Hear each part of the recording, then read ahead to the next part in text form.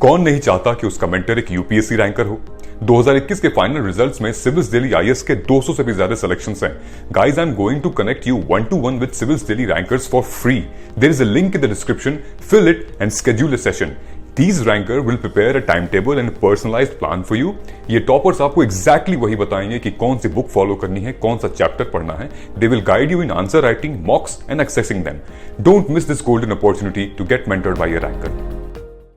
Hi, I am Shreya Agarwal and I got rank 9 in the Indian Statistical Services examination conducted by UPSC in this year 2022. Firstly, I'm going to introduce myself. I did my graduation and post-graduation in statistics from University of Delhi, and post that I've also been working full-time, like a full-time 9-to-5 job.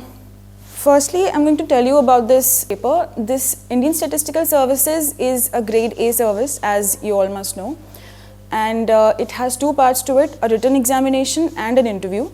The written examination has 6 papers, 1 English, General Studies and 4 Statistics papers. 2 paper इसमें से objective होते हैं और 2 paper subjective होते हैं.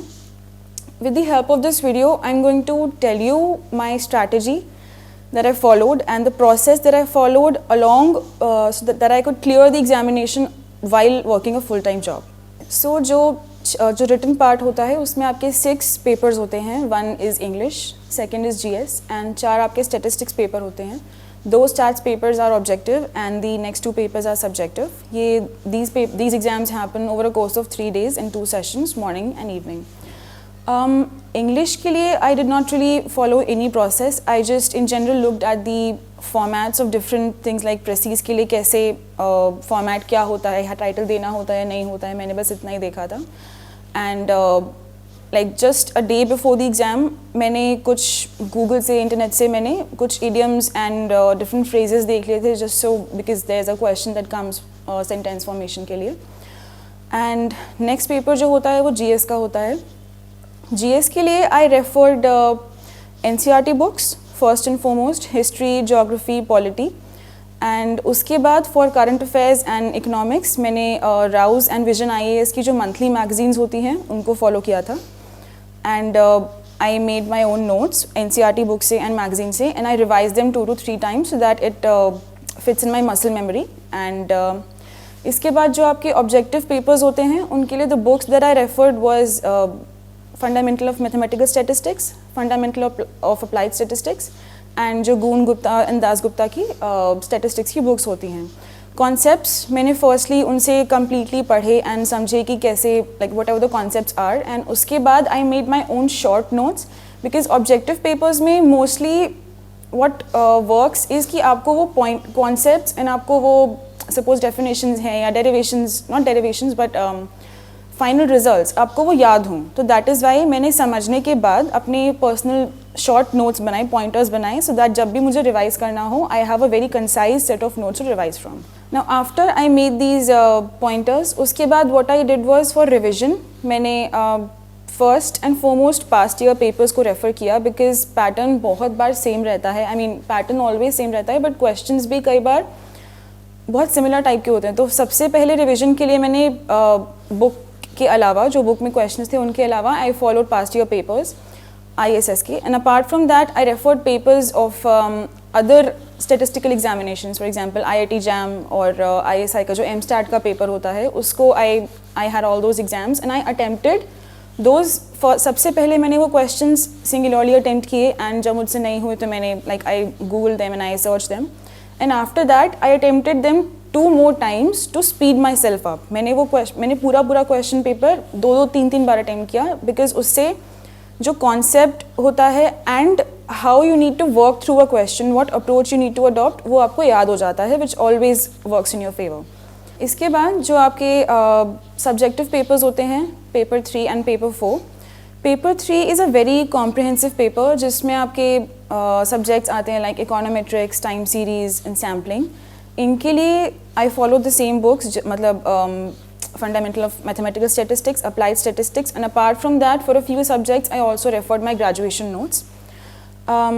इन papers में my strategy was, सबसे पहले मैंने अपने बुक्स से एंड डिफरेंट ग्रेजुएशन नोट्स वगैरह इसको यूज़ करके मैंने अपने खुद के नोट्स बनाए and I wrote them down. मैंने हर कॉन्सेप्ट को 2-2, 3-3 बार लिख के प्रैक्टिस किया एंड उसके बाद whenever I took these up for revision, I would just pick up the notes and read through it. इतने अच्छे से you need to read through it so that आपको अगर एक टॉपिक दे दिया जाए and you have like आप first topic देख के ही आपको पूरा कॉन्सेप्ट, पूरा डेरिवेशन अपने माइंड में याद हो जाए कि this is what I need to write. आपको वो पूरा डेरिवेशन, पूरा कॉन्सेप्ट अपने माइंड में याद होना चाहिए. ओनली देन वो आप बिना किसी डर के आप पेपर में उसको लिख सकते हैं. पेपर 3 एंड पेपर 4 दोनों के लिए ही सेम स्ट्रैटेजी फॉलो करी थी. पेपर 4 इज़ एन एग्ज़ाम जिसमें आपको 2 सब्जेक्ट्स चूज़ करने होते हैं. So the subjects that I opted for were multivariate analysis and statistical quality control. Same thing, I referred books and also my graduation ke notes. Also, one thing I would like to add, I also took coaching in my first attempt from Deep Institute in GTB Nagar. So वहाँ पे जो sir ने मुझे notes दिए थे वो भी मुझे बहुत ज़्यादा काम आए for specifically for subjective papers. So this was all about the books and the process and the strategy.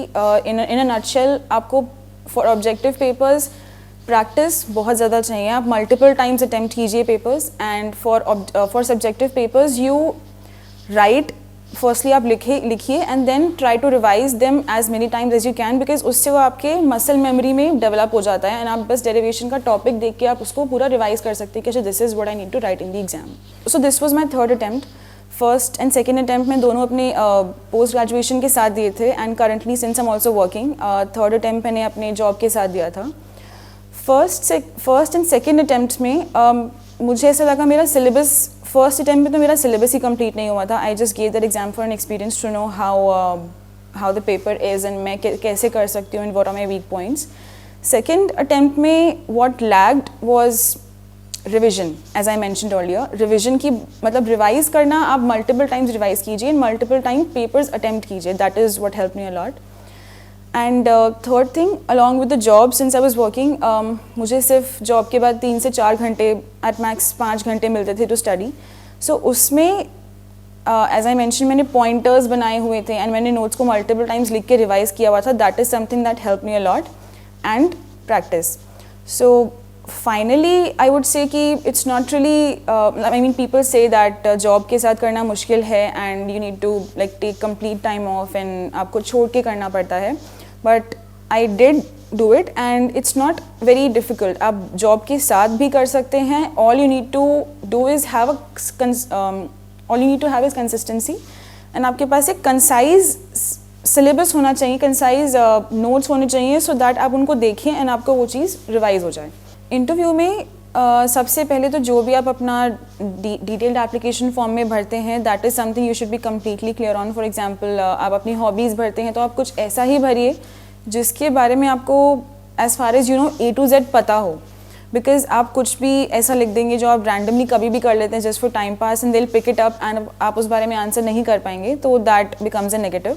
So instead of if you actually don't really have any hobby, you can write I don't have any hobby as such, but I just like to do whatever I, मतलब लिखना नहीं है but बोलते time भी बोल सकते हैं. So that's one thing. And interview के लिए mostly I focused on अपने जो पेपर के theoretical concepts होते हैं उसके बारे में आप अच्छे से आप you should be brushed up on that. And उसके अलावा if you are working somewhere आपको अपने जॉब के बारे में अच्छे से पता होना चाहिए. The city that you living in आपको उसके बारे में पता होना चाहिए. मुझसे इंटरव्यू में मोस्टली ओपिनियन बेस्ड क्वेश्चंस पूछे गए. सो फॉर एग्जांपल आपके ऑफिशियल प्रिंसिपल्स जो स्टैटिस्टिक्स के होते हैं, जैसे confidentiality is one principle. So they asked me कि अगर आपका ये वाला सर्वे है, for example periodic labour force survey है, इसमें कौन सा data can be confidential and आप इसको कैसे मेंटेन करेंगे. So apart from preparing factual things, interview के लिए आप कुछ ओपिनियन, मतलब you can just try to question your self कि इन प्रिंसिपल्स को आप कहाँ यूज़ कर सकते हैं. या फॉर एग्जांपल स्टैटिस्टिकल कॉन्सेप्ट्स में one question that I was asked was कि different methods of estimation and what method would you prefer.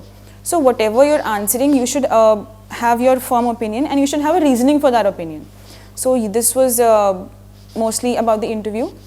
Social media is something that I completely went off for around 3 years. That was a huge distraction for me at that point of time. So I'm not saying कि आप भी वो चीज़ छोड़ दीजिए, but either मतलब आप अपने ऊपर कंट्रोल रखिए एंड उसको कोशिश कीजिए मिनिमम से मिनिमम यूज़ करने का. एंड ऑफ कोर्स रिसोर्सेज में you should always have some internet resource at your hand, because उससे बहुत हेल्प मिलती है. सो फॉर एग्जांपल कंप्यूटर के लिए या किसी भी GS कॉन्सेप्ट के लिए, या for example whenever I would attempt the question papers, उसमें कई बार ऐसे कुछ टॉपिक्स होते थे GS में या कंप्यूटर में या ऑफिशियल स्टैट्स में भी जो मुझे मेरे नोट्स में नहीं मिलते थे.